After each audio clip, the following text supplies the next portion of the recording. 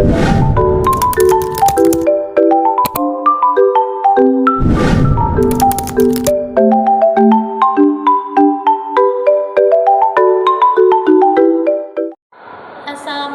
warahmatullahi wabarakatuh.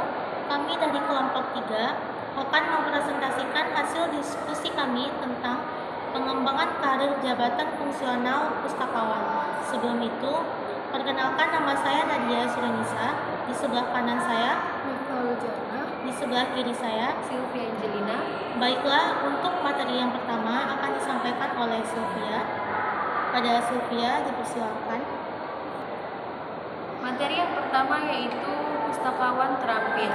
Seorang pustakawan yang terampil adalah individu yang memiliki seperangkat keterampilan dan kompetensi yang diperlukan untuk menjalankan tugas dan tanggung jawabnya secara efektif dalam lingkungan perpustakaan. Di sini ada beberapa keterampilan yang penting yang harus dimiliki oleh seorang pustakawan terampil. Yang pertama yaitu keterampilan literasi informasi. Pustakawan terampil harus memiliki kemampuan untuk mengidentifikasi, mengevaluasi, dan menggunakan informasi secara efektif. Mereka harus mampu membantu pengguna dalam menemukan dan mengakses sumber informasi yang relevan, baik dalam format cetak maupun digital. Yang kedua yaitu keterampilan teknologi informasi. Di era digital saat ini, pustakawan harus memiliki keterampilan dalam menggunakan teknologi informasi dan komunikasi yang relevan dengan perpustakaan.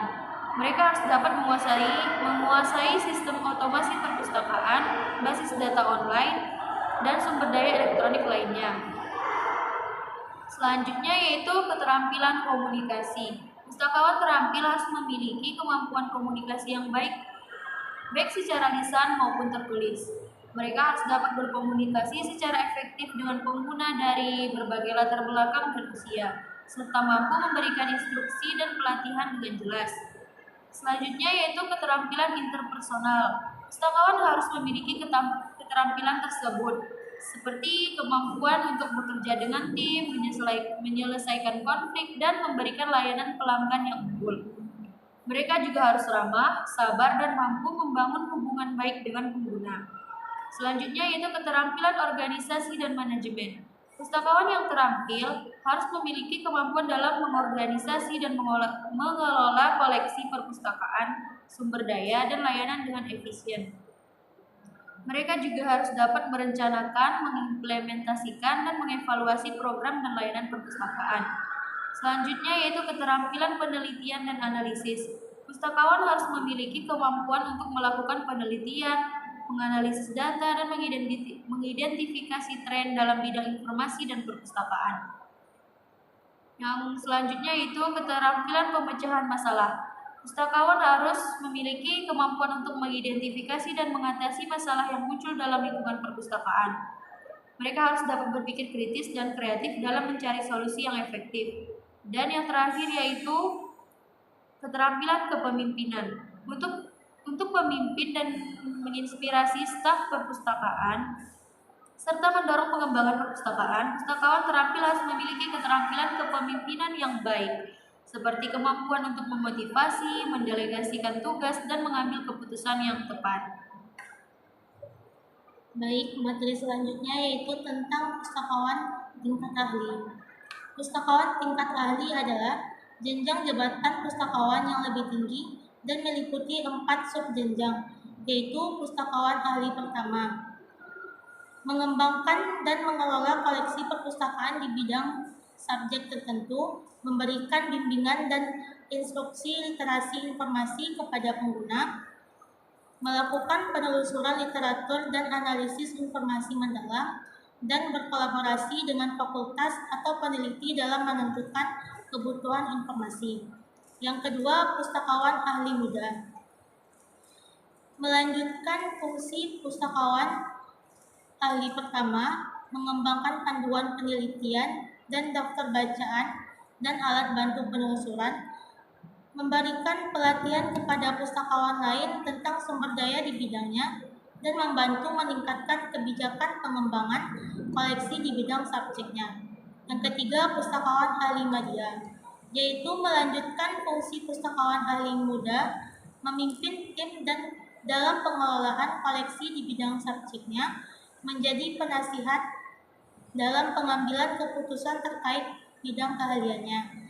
Yang terakhir, pustakawan ahli utama, yaitu melanjutkan fungsi pustakawan ahli media, memberikan arahan strategis dalam pengembangan koleksi dan layanan perpustakaan, menjadi perwakilan institusi dalam forum profesional di bidang keahliannya, dan melakukan penelitian dan publikasi di bidang kepustakawanan dan subjek keahliannya.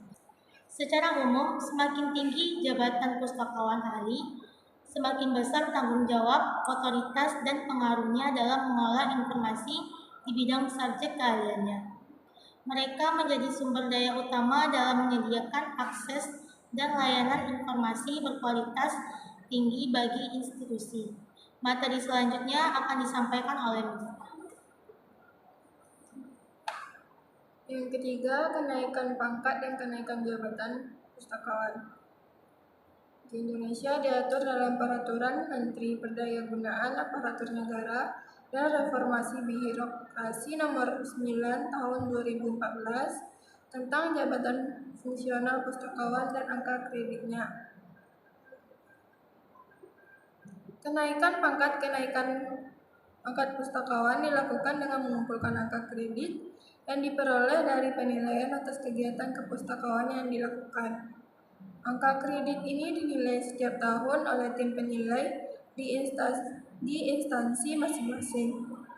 Untuk kenaikan pangkat, pustakawan harus memenuhi angka kredit minimal yang ditentukan sesuai dengan jenjang jabatannya.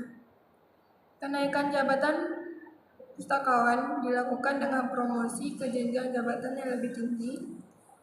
Jenjang jabatan fungsional pustakawan terdiri dari yang pertama, pustakawan pertama atau jenjang terampil, yang kedua, pustakawan muda atau jenjang ahli pertama, yang ketiga, pustakawan media atau jenjang ahli muda, yang keempat, pustakawan utama atau jenjang ahli utama. Untuk naik ke jenjang jabatan yang lebih tinggi, pustakawan harus memenuhi syarat-syarat sebagai berikut. Yang pertama, mengumpulkan angka kredit minimal yang ditentukan untuk jabatan-jabatan tersebut. Yang kedua, memenuhi masa kerja tertentu pada jenjang-jenjang jabatan sebelumnya. Yang ketiga, mengikuti dan lulus pendidikan dan pelatihan diklat prajabatan yang ditentukan. Yang keempat, membuat karya tulis atau instrumen pokok di bidang kepustakawanan untuk jenjang tertentu. Unsur kegiatan kepustakawan yang dinilai angka kreditnya meliputi yang pertama, pendidikan atau mengikuti pendidikan formal atau non-formal. Yang kedua, pengelolaan perpustakaan atau layanan pengadaan, pengolahan. Yang ketiga, pengembangan profesi atau pelatihan karya tulis, keanggotaan organisasi. Yang keempat, penunjangan tugas pustakawan atau mengajar, melatih, bertugas di luar lembaga. Dengan menjalankan tugas kepustakawan secara optimal, mengikuti pengembangan profesi dan memenuhi persyaratan angka kredit serta persyaratan lainnya, seorang pustakawan dapat mengembangkan karya melalui kenaikan pangkat dan kenaikan jabatan secara berkala. Baiklah, mungkin itu saja yang dapat kami sampaikan. Mohon maaf kalau ada kesalahan. Assalamualaikum warahmatullahi wabarakatuh.